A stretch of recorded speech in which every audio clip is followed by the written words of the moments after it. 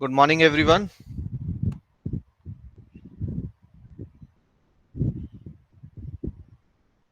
Am I audible? Yes sir. अच्छा, okay. सो सिर्फ good morning का ही जवाब नहीं आया, बाकी सुनाई तो दे गया सबको। ठीक है, ग्रेट।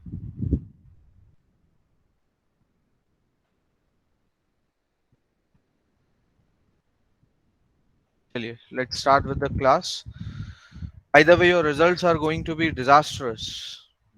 सभी के खतरनाक वाले रिजल्ट्स आ रहे हैं आपके मिड मिड सेम वन के। एंड यही हाल रहा तो मेरे ख्याल से बीटेक हो ही नहीं पाएगी आपकी। And the reason will be TFL. Automata की वजह से 6-7 साल लग जाएंगे बीटेक खत्म होते होते, पास ही नहीं होगे। चलो, let's begin with the class. बाकी सब बातें मैं बाद में करूंगा फुर्सत से। क्या एडमिनिस्ट्रेटिव एक्शन लेना है उसके बारे में बाद में बात करेंगे।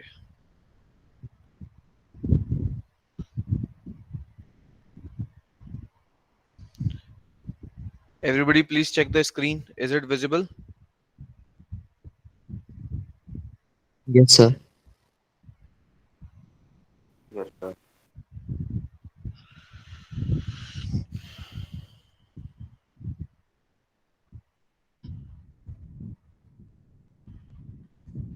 लास्ट क्लास में आपको ग्रामर के बारे में बता चुका हूँ।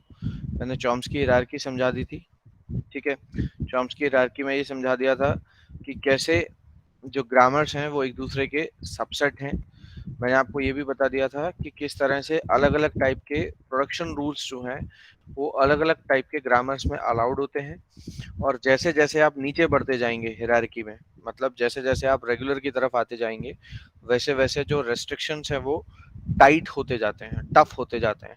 उसकी वजह से जो certain number of production rules आपके रेगुलर ग्रामर को मैच कर रहे हैं, ठीक है, डेफिनेटली वो कॉन्टेक्स्ट फ्री को तो मैच करेंगे ही करेंगे। इन द सेम वे वो कॉन्टेक्स्ट सेंसिटिव को तो मैच करने ही वाले हैं और अनरेस्ट्रिक्टेड को तो करने ही वाले हैं। ठीक है, but things are not well from top to bottom, because हो सकता है there will be some production rules in unrestricted which are not suitable for context sensitive. Some are in context sensitive which are not suitable for context free, and some are regular. Like context free में कुछ ऐसे हो सकते हैं जो regular को suit ना करें, so that is possible.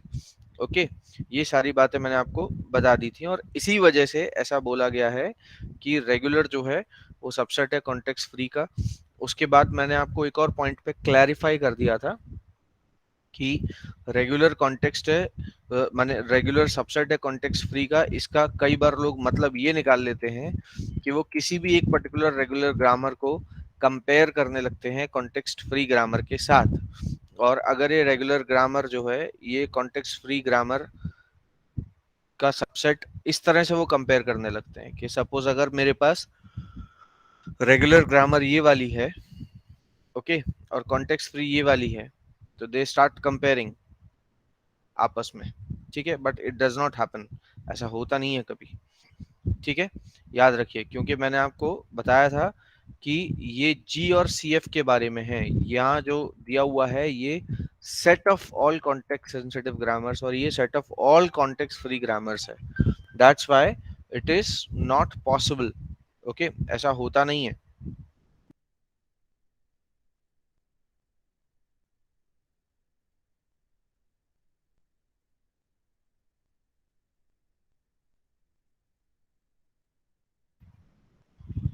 So what happens, ये सभी ग्रामर्स के एक सेट के बारे में दिया हुआ स्टेटमेंट है। ठीक है, इसका मतलब कि फॉर एग्जांपल अगर सारी की सारी हम दुनिया की रेगुलर ग्रामर्स को कलेक्ट कर लें और उनको बोलें कि इसका एक सेट है विच इज जी, जिसमें जी1 ये अपने आप में एक ग्रामर है, ये एक ग्रामर है, ऐसे हमने सारी रेगुलर ग्रामर्स को कलेक्ट कर लिया। इसी तरीके से सभी कॉन्टेक्स्ट फ्री ग्रामर्स को कलेक्ट कर लिया। Alright, so in this case it is been said कि ये जो पूरा जी है ये सी एफ का सबसेट है। This G is the subset of C F. बाकी पर्टिकुलर कोई एक एलिमेंट किसी दूसरे का सबसेट होगा, ऐसी कोई बात नहीं है। ठीक है, तो ये कंफ्यूजन किसी को भी नहीं होना चाहिए। So this is what we have already discussed in the last class. ठीक है, अब इसके बाद we are going to study about the languages. मैंने आपको बताया था कि दो अलग अलग टाइप के चॉम्स्की हायरार्की हम पढ़ेंगे, एक पढ़ेंगे ग्रामर के लिए, एक पढ़ेंगे लैंग्वेजेस के लिए। ठीक है, और साथ ही मैंने आपको ये भी बताया था कि चॉम्स्की हायरार्की अगर मैं एग्जाम के अंदर लैंग्वेज की पूछता हूँ और आप ग्रामर की चॉम्स्की हायरार्की लिख देते हैं तो do not expect any marks, सीधे उठा के मैं 0 रख दूंगा, नथिंग एल्स। जैसा कि इस बार मैंने किया है, मैंने माहिल नेरोट से मिनिमाइजेशन पूछा था and the students who have not used Myhill Nerode उनको सीधा उठा के मैंने 0 रख दिया, because this I have already stated. पहले ही मैंने बता दिया था कि माहिल नेरोट से अगर क्वेश्चन आ रहा है तो आपको माहिल नेरोट से ही करना है, और रेगुलर मेथड से अगर क्वेश्चन आ रहा है तो रेगुलर मेथड से ही करना है। कमाल की बात ये कि ये ऑलरेडी बता देने के बाद कि Myhill Nerode is one of the most important topic, मैंने ये भी बता दिया था कि माहिल नेरोट से बहुत ज्यादा वैरायटी ऑफ क्वेश्चंस नहीं आते, छोटे क्वेश्चंस नहीं आते हैं, मोस्टली बड़े क्वेश्चंस ही आते हैं, ये भी मैंने बता दिया था। उसके बावजूद वही क्वेश्चन पेपर में आया जो क्लास में कराया हुआ था, और इतना सब कुछ जानने के बावजूद, मतलब अगर मैं माहिल नेरोट के एस्पेक्ट में बोलूं तो एक तरीके से पेपर आउट ही था आपको, क्योंकि वीडियो में जो क्वेश्चन था, माने वीडियो माने रिकॉर्डेड वीडियो, उसमें जो क्वेश्चन था वही क्वेश्चन आपका एग्जाम में आया है। ठीक है, पहले से पता था कि बहुत इंपॉर्टेंट क्वेश्चन है, सर ने बोला है कि अक्सर आता ही आता है, उसके बावजूद 95% स्टूडेंट्स के जो माइल नेरोड के क्वेश्चंस हैं वो इतने इतने घटिया तरीके से लिखे हुए थे कि उस पे I have to award 0 marks. 95% लोगों के माहिल नेरोड के क्वेश्चंस पे 0 अवॉर्ड करना पड़ा है मुझे। पता नहीं, मतलब और मैं इससे ज्यादा आपको क्या बता सकता था एग्जाम के बारे में, मुझे नहीं पता। मैंने क्वेश्चन भी वही, इट्स लाइक क्वेश्चन भी वही आया जो मेरे क्लास का कराया हुआ था। स्टिल तब भी आप लोगों से, मतलब क्वेश्चन कंप्लीट करना तो दूर की बात, 3-4 स्टेप भी ढंग से नहीं हुए, तो मतलब seriously you people are in a wrong field. आपको कुछ और करना चाहिए लाइफ में, you are not made for this, इसके लिए नहीं बने आप, और पता नहीं किसी चीज के लिए बने भी हैं कि नहीं बने। So let's move to the languages. फिर से बता देता हूँ, मिड सेम 2 के लिए अभी से बता देता हूँ कि ठीक इसी तरीके से वापस से 0 दे दूंगा अगर लैंग्वेजेस के लिए जो चॉम्स्की हायरार्की पूछी है उसमें आपने ग्रामर की चॉम्स्की हायरार्की लिखी, और ग्रामर के लिए पूछी है और उसमें लैंग्वेजेस की लिखी, तब भी 0 अवॉर्ड कर दूंगा। ठीक है, ऐसे ही फेल होते रहना। Now let's move to languages. Languages जो हैं वो हमारे पास बहुत अलग अलग टाइप की होती हैं। ठीक है, इनके लिए जो चॉम्स्की हायरार्की है वो बाद में पढ़ेंगे, इनफैक्ट टाइम वेस्ट करने का कोई फायदा नहीं है तुम लोग के साथ। वैसे भी कुछ फर्क नहीं पड़ता है तुम लोगों को कि स्लाइड कंटेंट पहले से लिखा हुआ है या सर लिख रहे हैं, तुम्हारा परफॉर्मेंस सेम ही रहने का है, कुछ डिफरेंस तो आ नहीं जाएगा। तो मैं लिखा हुआ स्लाइड कंटेंट ही ले लेता हूँ।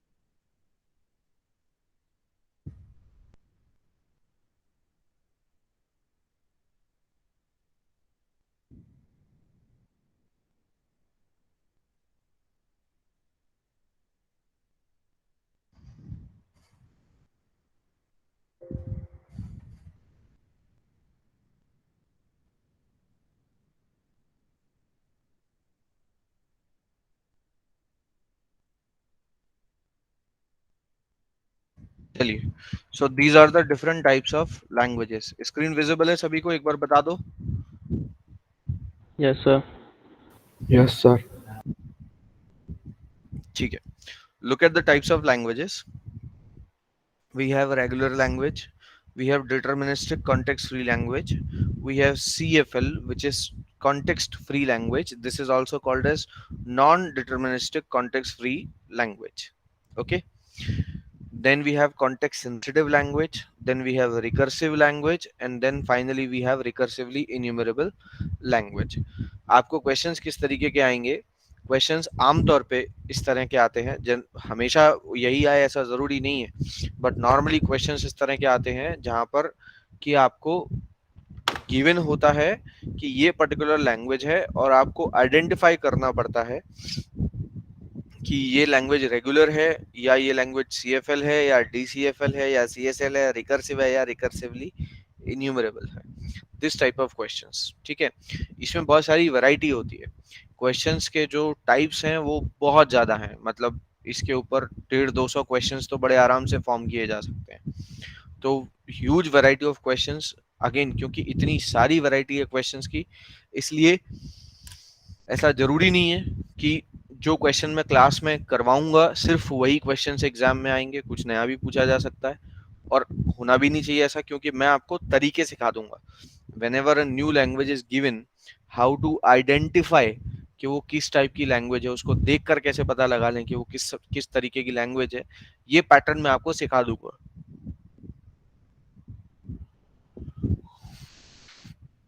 कोशिश करूंगा कि ज्यादा से ज्यादा एग्जाम्पल्स आपको कवर करा दूं, हालांकि मन तो नहीं है बिल्कुल भी ज्यादा से ज्यादा एग्जाम्पल्स कवर कराने का, बिकॉज जितना समय मैंने DFA के ऊपर लगाया है just to make your basics, उसका आउटकम जो है that has come as zero, बिल्कुल जीरो आउटकम निकला है उसका, क्योंकि आप में से किसी ने पढ़ाई ही नहीं की।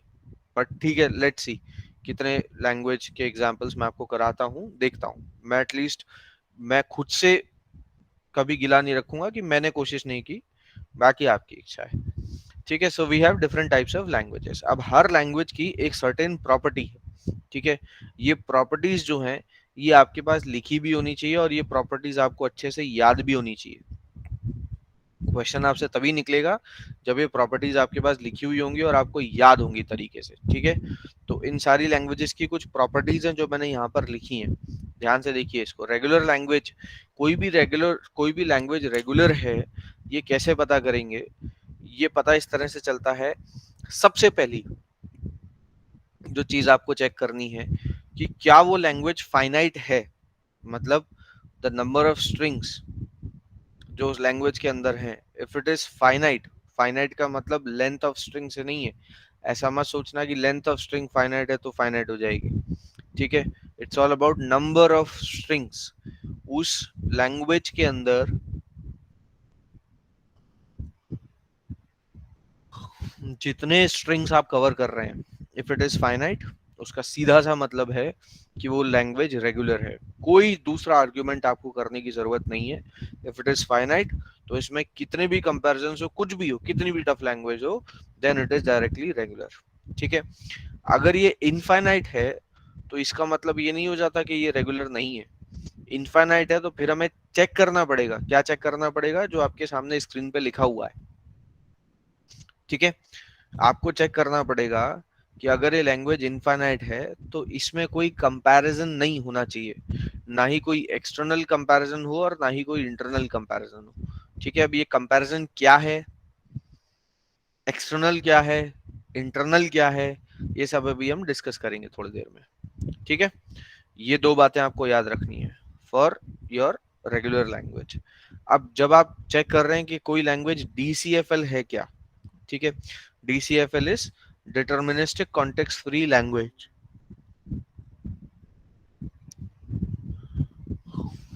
इसका क्या मतलब है? ऑब्वियसली सबसे पहले तो लैंग्वेज को इनफाइनाइट होना चाहिए, क्योंकि अगर वो फाइनाइट होगी तो रेगुलर हो जाएगी, तो DCFL होने का नंबर ही नहीं आएगा, ठीक है। स्ट्रीमिंग प्रॉपर हो रही है, ऑडियो और वीडियो आपस में लैग तो नहीं कर रहे? No, sir. तो सबसे पहले क्या होना चाहिए? सबसे पहले यू हैव टू चेक कि क्या वो लैंग्वेज इनफाइनाइट है। अगर इनफाइनाइट है तो ऑब्वियसली इनफाइनाइट के भी अलग अलग केसेस हो सकते हैं, हो सकता है रेगुलर हो सकता है डीसीएफएल हो। डीसीएफएल की क्या खास बात होगी? Eight most one linear comparison. पहली बात तो ये कि कंपैरिजन एक से ज्यादा नहीं होगा। बार बार मैं कंपैरिजन वर्ड का इस्तेमाल कर रहा हूँ बट अभी तक मैंने एक्सप्लेन नहीं किया है, तो जाहिर है कि आपको इस बात में दिमाग भी नहीं डालना है कि कंपैरिजन क्या होता है। कंपैरिजन क्या होता है मैं डिस्कस करूंगा और उसके बाद ये पॉइंट आपको हमेशा के लिए क्लियर हो जाएगा। What is this comparison? ठीक है, so at most one linear comparison मतलब ज्यादा से ज्यादा एक कंपैरिजन होना चाहिए और वो कंपैरिजन भी कैसा होना चाहिए? लीनियर होना चाहिए। ठीक है, फाइन। Next, CFL. सीएफएल की क्या खास बात होती है? ये तो रहेगा ही at most one linear comparison. At most,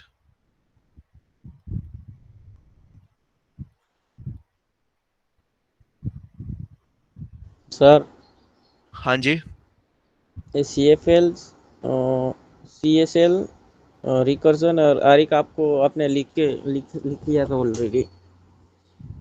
ये करवा दिया था। हाँ, लिख लिया था। मतलब मैंने समझा दिए थे और आपने लिख लिया था, समझा भी दिया हाँ, था। नहीं नहीं, सिर्फ लिखे थे। 6 के 6 जो है ना, हाँ हाँ, उसमें क्या क्या आता है ना वो लिखा था। फाइनेट में अच्छा ही आएगा। अच्छा, ये लिखवा दिया था ऑलरेडी। हाँ ठीक है, और बोला था कि याद डेफिनेटली कहा होगा कि इसको याद कर लो। हाँ, याद करके आए हैं सब लोग? भूल गए होंगे ना।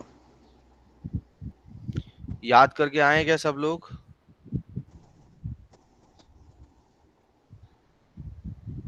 Yes, sir.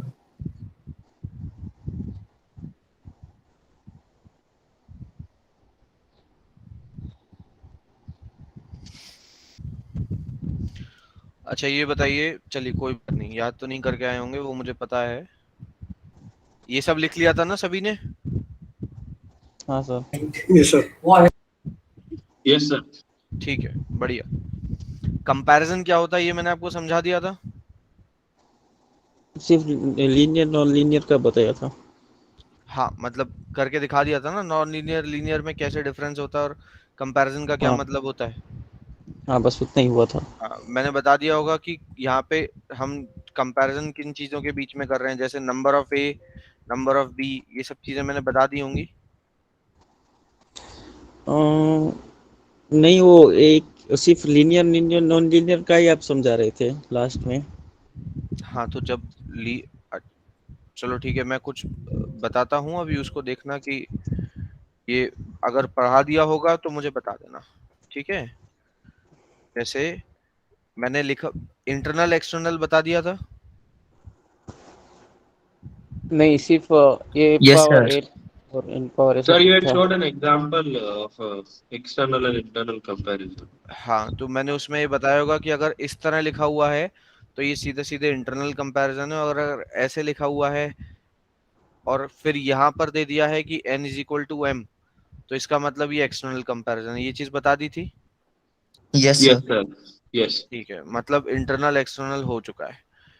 और मैंने ये भी बता दिया होगा कि दोनों सेम ही बातें हैं, लिखने का तरीका अलग अलग है, कोई कंपैरिजन से अलग से नहीं होते। दूसरी बात, फिर ये भी मैंने बता दिया होगा कि a पावर n को हम सीधे सीधे b की पावर n मतलब नंबर ऑफ a को नंबर ऑफ b के साथ कंपेयर कर रहे हैं तो ये लीनियर ही हो गया। लेकिन अगर नंबर ऑफ a का स्क्वायर और नंबर ऑफ बी का क्यूब आपस में कंपेयर किया जाता है तो ये क्यूब या स्क्वायर या कुछ भी, इनको जब आपस में कंपेयर करते हैं तो ये नॉन लीनियर हो गया, क्योंकि कंपैरिजन की डिग्री 2 है। ये भी बता दिया होगा। Yes sir. ठीक है, Yes, sir. Good enough. ठीक है, वेरी गुड। ये तो बहुत ही अच्छी बात है, इसका मतलब मेन टास्क तो हो ही चुका है। अब बस मुझे आपको एग्जांपल्स बताने हैं फटाफट फटाफट। तो आई वुड से मैं वापस से 2 मिनट सबको देता हूँ। ठीक है, जो कुछ बताया था लास्ट क्लास में एक बार फटाफट से रिवाइज कर लीजिए। वैसे तो आपको पढ़ के रखना चाहिए था, मैंने कहा भी था कि सबको पढ़ के रखना। पढ़ के नहीं रखोगे तो फिर आपको नेक्स्ट क्लास में बहुत प्रॉब्लम होगी। I said this thing, but ठीक है कोई बात नहीं। Take 2 minutes once again. 8 बज रहा है इस समय, ठीक 8 बज के 2 मिनट तक का समय है आपके पास। फटाफट फटाफट जो कुछ आपने लिखा है ये सारी चीजें, नॉन लीनियर क्या है, लीनियर क्या है, इनफाइनाइट, ये रिकर्सिव का डेफिनेशन क्या है, डीसीएफएल का क्या है, सीएफएल का क्या है, सब फटाफट फटाफट पढ़ लो। रीड इट, रीड एवरीथिंग, पढ़िए सारी चीजें।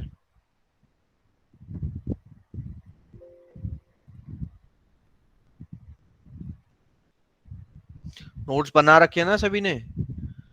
Yes, sir. Just read everything.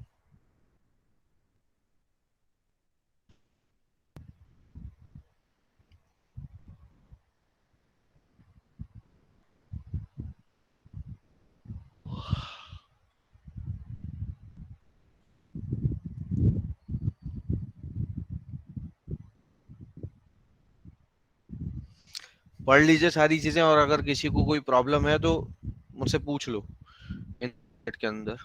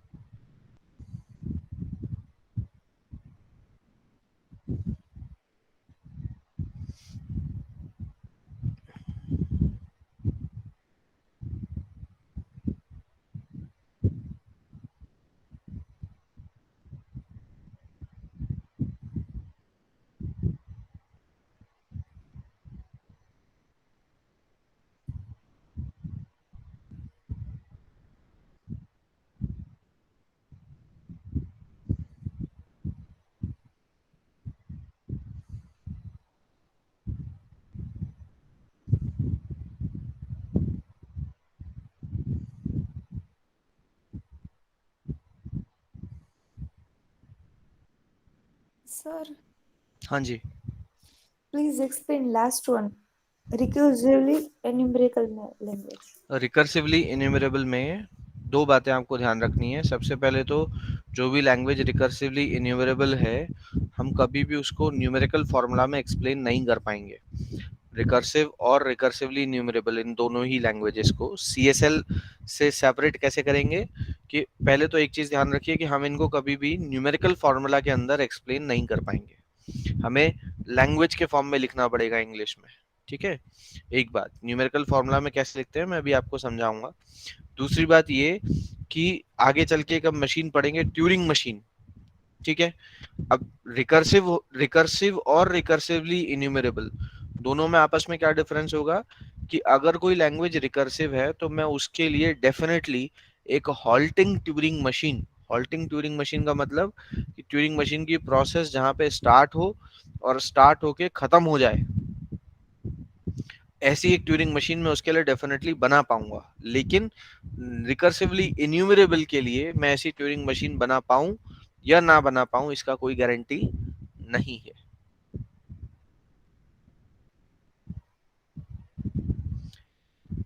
Have you got the answer? Yes, sir. Fine. Anybody else who want to ask any other thing?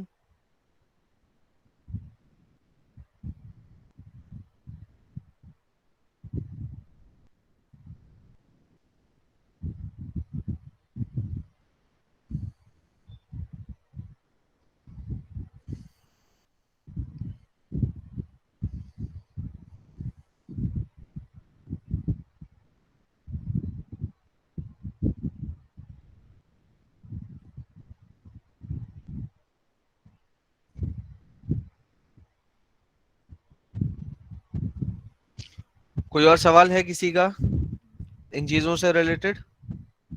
No, sir.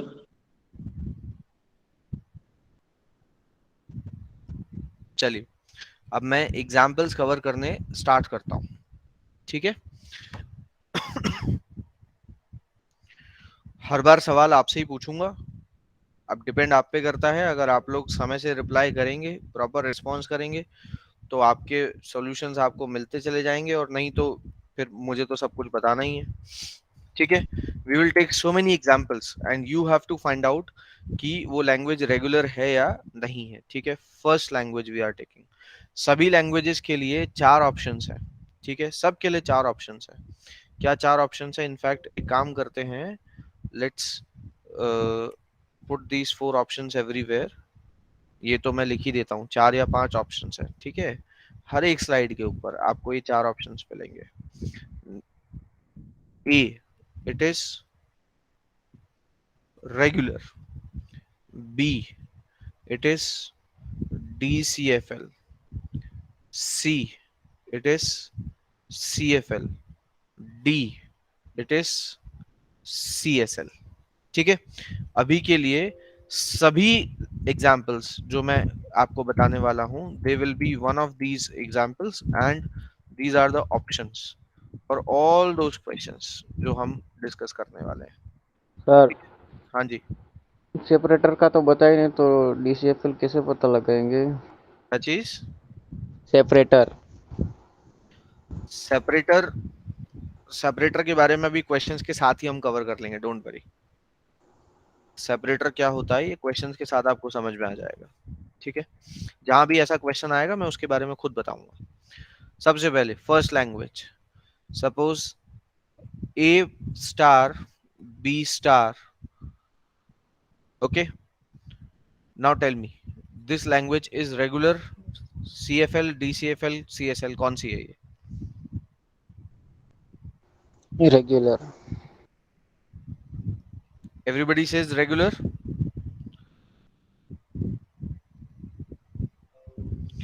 देखो भाई, बहुत देर तक मैं इंतजार नहीं करूंगा। कारण ये है, अगर आप हाँ ना में रिस्पॉन्स करेंगे तो ठीक है, बिकॉज अभी ये पॉसिबल नहीं है कि मैं आपका इंतजार करता बैठूं 5-5, 10-10 मिनट तक। आप लोग जवाब नहीं देते हैं, मुंह में दही जमाए बैठे रहते हैं, क्योंकि यहाँ मेरे को 50-60 क्वेश्चन कवर करने हैं कम से कम। अब 50-50 क्वेश्चन पे मैं अगर आपका 5-5 मिनट इंतजार करता रहूंगा तो फिर हो गया काम। और ये चैट वैट में कोई ना लिखे, भगवान ने जबान दी है, मुंह से बोलो। बार बार मैं कैसे विंडो स्विच करूंगा?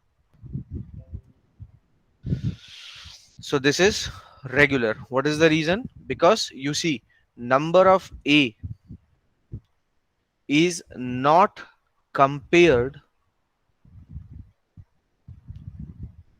with number of B. Comparison क्यों नहीं है? क्योंकि कितने भी A आ सकते हैं और कितने भी B आ सकते हैं। ठीक है, so it's not compared anywhere, so that's why this is regular. ठीक है, दूसरी language, A power n B power m, where n comma m is greater than equals to 0. This is regular, CS, DCFL, CFL, CSL, कौन सी language है ये बताइए? DCFL। आवाज नहीं आई आपकी, दोबारा बोलो। DCFL। DCFL. So सागर के हिसाब से this should be DCFL. And what is the reason, सागर?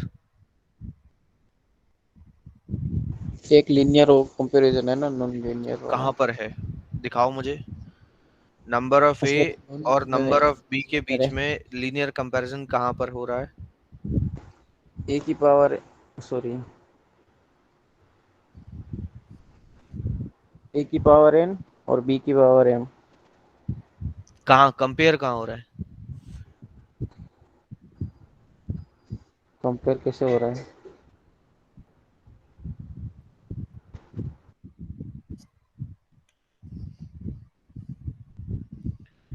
क्या मैंने n को m से कहीं भी कंपेयर किया, या n की m के ऊपर या m की n के ऊपर कोई डिपेंडेंसी है? No sir. कोई डिपेंडेंसी नहीं है। अगर आप ध्यान से देखें तो this is another way to write A star B star. ध्यान से देखो, what does it mean? Any number of A greater than equals to 0, yes और no? Sir A power n, और n की डेफिनेशन क्या दी है? n is greater than equals to 0, that means any number of A which is greater than equals to 0, yes or no? Yes, sir. इसी तरह b के लिए क्या लिखा हुआ है, b पावर m, और m को भी कैसे डिफाइन किया है, m is also greater than equals to 0, that means any number of b which is greater than equals to 0. तो ये लैंग्वेज और ये लैंग्वेज सेम ही है आपस में, this is a star b star only. There is no comparison between number of a with number of b. Remember? बात समझ में आ गई सभी को? Yes, sir. ठीक है, so this is no, there is no reason कि DCFL होगा, ये भी कैसी है, रेगुलर ही है. Clear to everyone? Yes, sir. चलिए मैं एक क्वेश्चन और आपको देता हूं. a power n b power n where n is greater than equals to 0, बताइए कैसी लैंग्वेज होगी ये?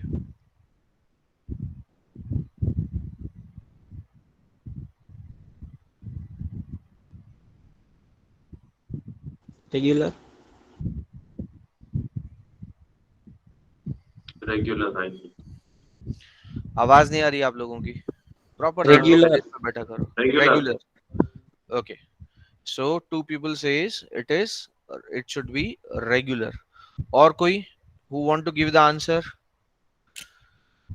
अभी जो पार्टिसिपेट करेगा, इट रियली डजंट मैटर कि आप सही बोल रहे हैं या गलत बोल रहे हैं. ऑब्वियसली 3-4 क्वेश्चन के बाद यू हैव टू बकअप, सही बोलना पड़ेगा आपको, तभी एग्जाम में ठीक लिख पाएंगे. ठीक है, 4-5-6 क्वेश्चंस तक जब तक आप आइडेंटिफाई करने का पूरा सारी पॉसिबिलिटीज कवर नहीं हो रही है तब तक गलत बोल लो. उसके बाद फिर जब मैं सारी पॉसिबिलिटीज कवर कर लूंगा फिर आपको सही बोलना ही बेहतर है. पहले तो एक बात ये जान लीजिए. दूसरी बात, जो लोग पार्टिसिपेट कर रहे हैं इस समय, उन्हीं से ये क्वेश्चन एग्जाम में सॉल्व होगा, और इसका सैंपल आपने माहिल नेरोट में देख लिया होगा. मैंने आपसे तब भी कहा था कि एग्जाम में आपको अभी जरूर लगेगा मुझे समझ में आ गया, मैंने नहीं भी पार्टिसिपेट किया तो क्या हुआ, फाइनली जब सर ने समझाया तो मुझे समझ में तो आ गया. लेकिन पेपर में वही लोग उस क्वेश्चन को कर पाएंगे जिन्होंने यहाँ क्लास में बैठ के अटेंटिवली मेरे साथ साथ उस क्वेश्चन को सॉल्व किया होगा, भले ही गलत सॉल्व किया हो लेकिन पेन चलाया होगा, कोशिश की होगी. अगर ये क्लासेस ऑफलाइन होती तो आप में से 80% लोग माहिल नेरोट का क्वेश्चन ठीक कर लेते पेपर में, क्योंकि मैं सामने देख रहा होता and I could bother you. आपको वो पेन रगड़ने के लिए कॉपी पे मैं बॉदर करता, मैं जबरदस्ती आपसे वो काम करवाता, तो आप में से 80% लोग कर लेते. But since it is online तो अब ये तो मेरे हाथ में है नहीं, आपको कितना सिंसियर रहना है ये आपके ऊपर है. इसका नतीजा ये हुआ कि 95% लोगों के माहिल नेरोट में 0 आए 8 में से.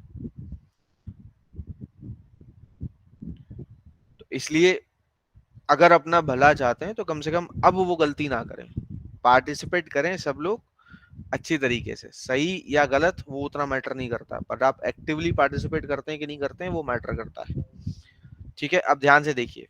People said it is regular. कोई मुझे कारण बता सकता है रेगुलर बोलने का? क्या यहाँ आपको कंपैरिजन महसूस नहीं होता?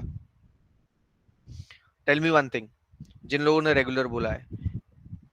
Sir, but it's Triple A- only showing that n is greater than 0, like the previous example. So, हाँ, yes, it is only greater than equals to 0. But क्या ट्रिपल ए 4Bs आप एक्सेप्ट करेंगे इस language के लिए? no, sir. क्यों? Because both A and B have raised to n, so A and B have number are same. Yes, same. और same कैसे होंगे? when they will be compared with each other. इसका मतलब number of A and number of B have to be equal. और equal कैसे prove करोगे? You have to compare A with B. Sir, I have a number doubt. Of A और number of B आपस में जब तक compare नहीं होंगे तब तक आपको पता कैसे चलेगा कि वो सेम है या नहीं है? डाउट है किसी को? पूछो. Yes, sir. I have a doubt. हाँ पूछो. Sir, in the question only it is written A raised to n, B raised to n. हाँ. So what is the need of comparison? If it was A raised to n, B raised to m, then हाँ. we need to compare, no? Because n and m are two different variables. Here n is given on top of both A and B. So what is the need of comparison? Okay. First of all, be clear about one thing, that whatever it is, either it is a power n, or it is b power n, or it is a power m, or it is b power m, or in any of these combination. Ultimately, this a power n or this a power m, whatever the variable is, finally it represents what?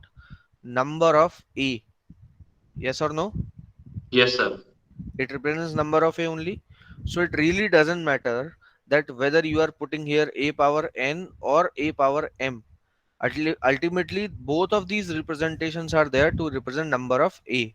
And finally, what we are checking, whether number of a are being compared with number of b or not. It really doesn't matter that whether I have the same variable on these two terminals or I have the different variable. It doesn't matter.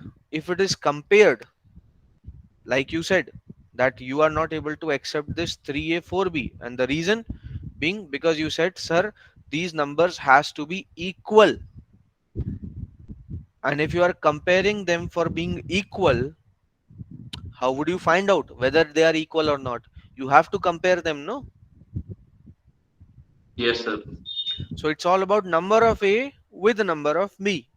If they are being compared, that means it is DCFL.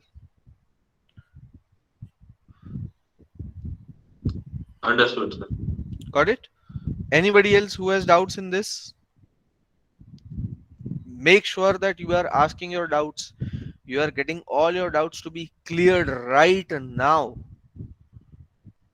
ये भी माहिल नेहरा जैसे ही हैं, आते हैं paper में ये questions और band बजा देंगे आपकी. बड़े बड़े मार्क्स में आते हैं, छोटे छोटे क्वेश्चंस का ग्रुप आएगा, दो नंबर के, पता पड़ा एक साथ 4 क्वेश्चन आ जाएंगे, 5 क्वेश्चन आ जाएंगे, 10-10 12-12 मार्क्स के आते हैं क्वेश्चंस. और यहाँ तो आएंगे गेट में और आते हैं, खड़िया खड़ी हो जाएगी, सारे मार्क्स चले जाएंगे अगर कर नहीं पाओगे तो. And it's all about one word. Correct option choose किया, सारे मार्क्स आपके. गलत ऑप्शन चूज किया, सब उड़ गया. Make sure that you clear your doubts carefully. Ask all your doubts. इतना सा भी क्वेश्चन है ना, पूछ लेना. जिसने की शर्म उसके फूटे गरम. बर्बाद हो जाओगे.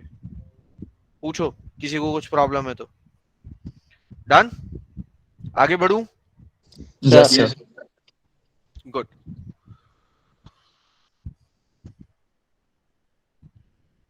a power n, b power m, c power n, n is greater than equals to 0. बताइए कैसी लैंग्वेज होगी?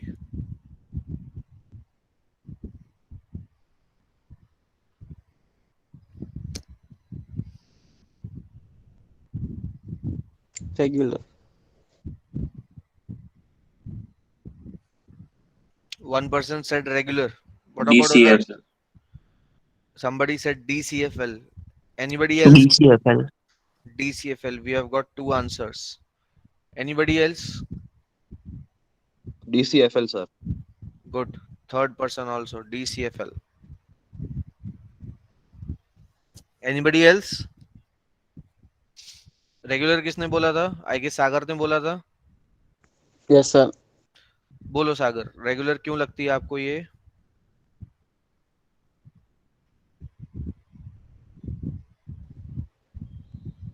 लास्ट वाली भी रेगुलर थी ना? नहीं.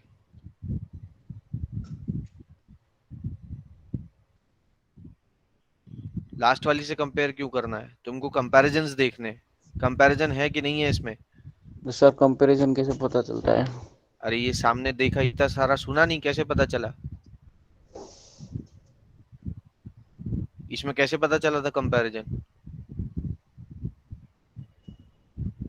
नंबर ऑफ ए और number of B. Number of A number of B के साथ कंपेयर किए गए थे ना, ऐसे कंपैरिजन पता चला था. लेकिन कंपेयर कहाँ किए गए थे? कैसे पता चला कंपेयर किए? बेटा तुम्हारी आवाज नहीं आ रही क्लियर. मैं कह रहा हूँ कंपेयर कैसे किया है वो कैसे पता चला कि कंपेयर हुआ है? कंपेयर कंपेयर कैसे किए करना है वो अभी इम्पोर्टेंट नहीं है, वो इम्पोर्टेंट होगा जब हम पीडीए पढ़ेंगे। हमें तो ये देखना है कंपेयर हो रहे हैं कि नहीं हो रहे हैं। तो उसमें भी तीनों को करना पड़ेंगे। अब ये तुम्हें देखना है, पहले ये देखो A power B, A power N, B power N आपस में कंपेयर हो रहे हैं, समझ में आ रही है ना ये बात? Yes sir. Number of A, number of B एक दूसरे के साथ कंपेयर किए जा रहे हैं। Are you being clear for this? Yes sir. अब इसको देखो, कोई दिखता है कोई कंपैरिजन? वो कैसे पता लगेगा, वही तो पूछ रहा हूँ मैं। अरे इसको इसमें बता मेरे को, कैसे पता लगा तेरे को देख के? इसको देख के मुझे बता दे कैसे पता लगा, और इसको भी देख के समझ नहीं आ रहा तो पूछ ले। मुझे तो ऐसा लग रहा है कि ये पावर है, बी पावर एन है, तो कंपेयर करना है। हाँ, मतलब इसका ए पावर एन और ए की पावर पे एन लिखा हुआ है और बी की पावर पे भी एन लिखा हुआ है। कहने का मतलब क्या है कि ये लैंग्वेज आपके ऊपर एक बाउंडेशन डालती है कि जितने ए हैं उतने ही बी होने चाहिए। हाँ या ना? Yes sir. अब जितने ए हैं उतने ही बी हों, कैसे पता करेगा? कंपेयर नहीं करना पड़ेगा आपस में? भाई यस सर। दोनों की गिनती करनी पड़ेगी ना, यस सर। और गिनती गिन के देखना पड़ेगा गिनती बराबर है कि नहीं है। Yes sir. ऐसे पता चला कि यहाँ पे कंपैरिजन हो रहा है। समझ में आ गया? Okay sir. अब इसको देख,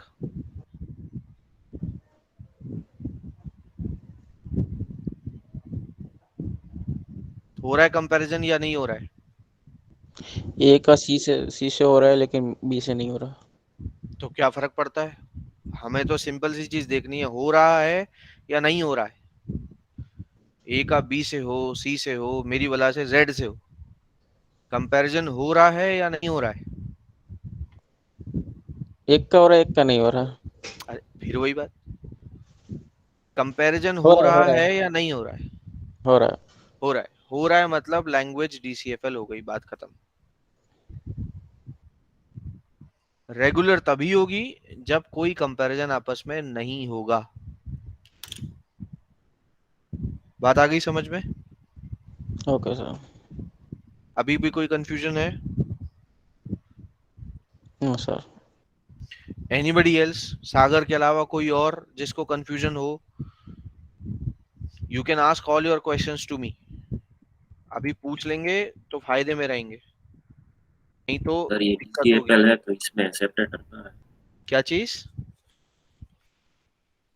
सर इसमें सेपरेटर कहाँ है? बेटा अभी सेपरेटर की बात मत करो, जब मैं सेपरेटर का एग्जांपल कवर कराऊंगा ना तब मैं आपको सेपरेटर के बारे में खुद बताऊंगा। मैंने कहा ना, जो टॉपिक अभी मैंने टच नहीं किया है उसके लिए you don't have to worry, उसके लिए आपको चिंता नहीं करनी है।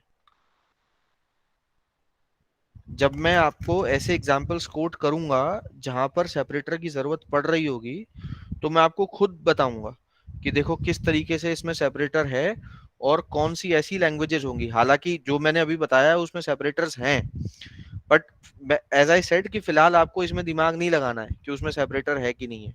अभी आप पहचान ही नहीं पाओगे कि सेपरेटर कहाँ है, पर जब मैं बता दूंगा एक बार उसके बाद आपको ऑटोमेटिकली समझ में आ जाएगा कि सेपरेटर कहाँ है और कैसे है। ठीक है, तो उसके बारे में चिंता मत करो। कोई और सवाल किसी का? No sir. हाँ बोलो। नो। कोई और क्वेश्चन है क्या किसी का? चलिए फटाफट से अटेंडेंस की तरफ मूव करेंगे।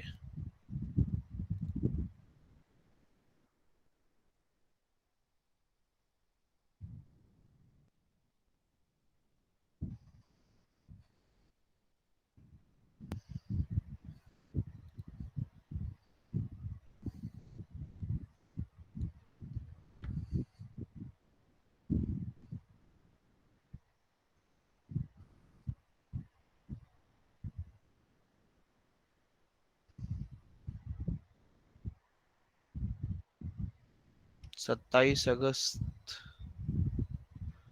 27 अगस्त पेंडिंग है।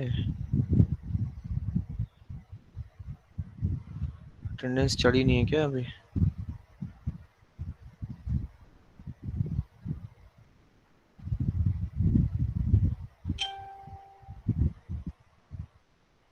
अटेंडेंस मैप नहीं हुई है।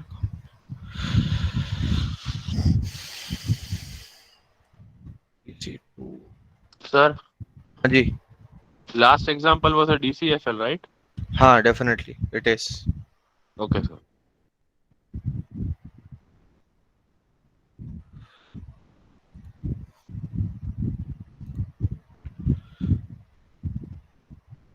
स्क्रीन विजिबल है सभी को? यस। Yes, sir. Yes. हाँ जी। फर्स्ट कॉलम में जिस जिसके रोल नंबर है 83. फटाफट बोलिए। 7071. 89. 21. 77.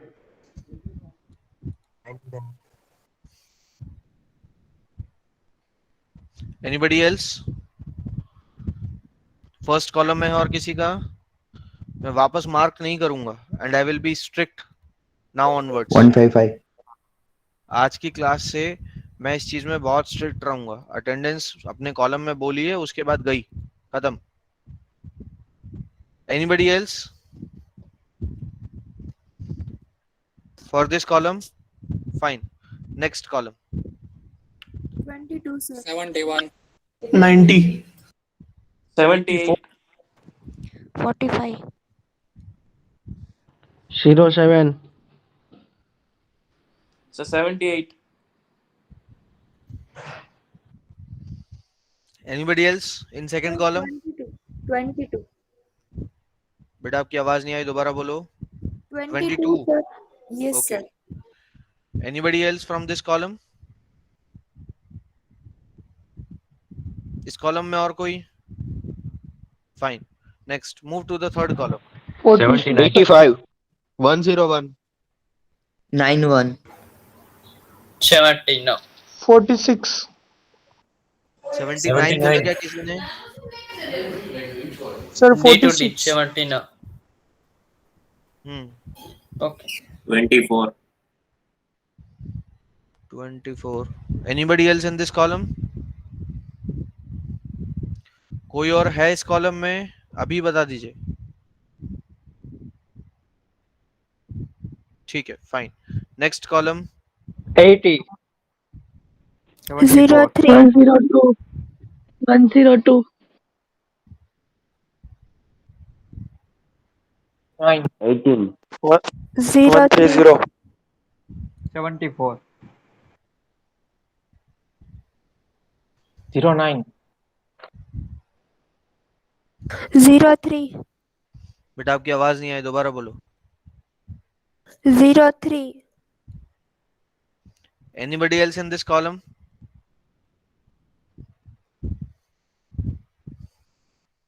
कोई भी और इस कॉलम के अंदर?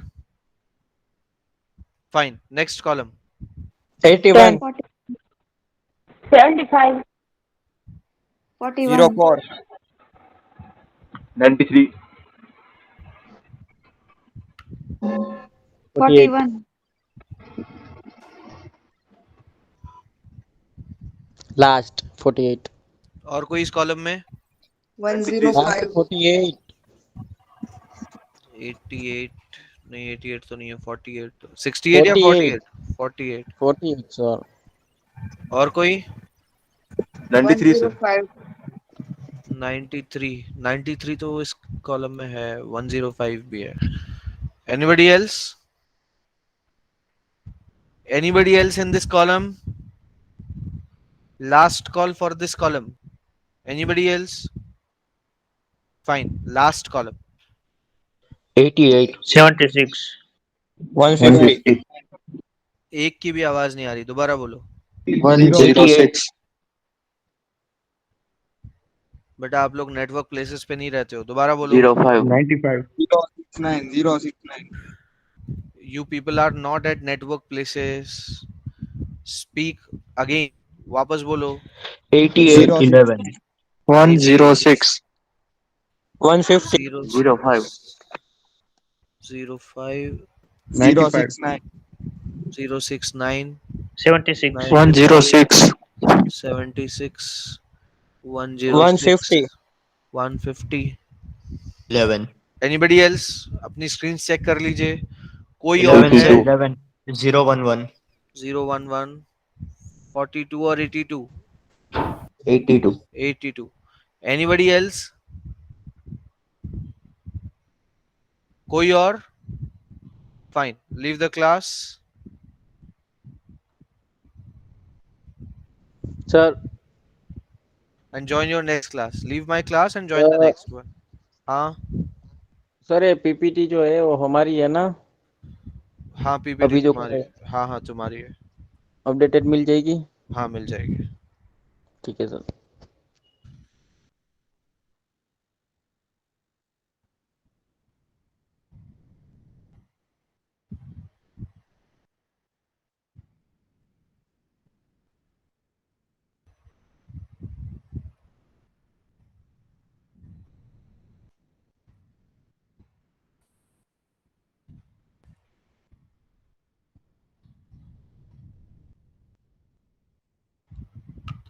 I left my class sir you can continue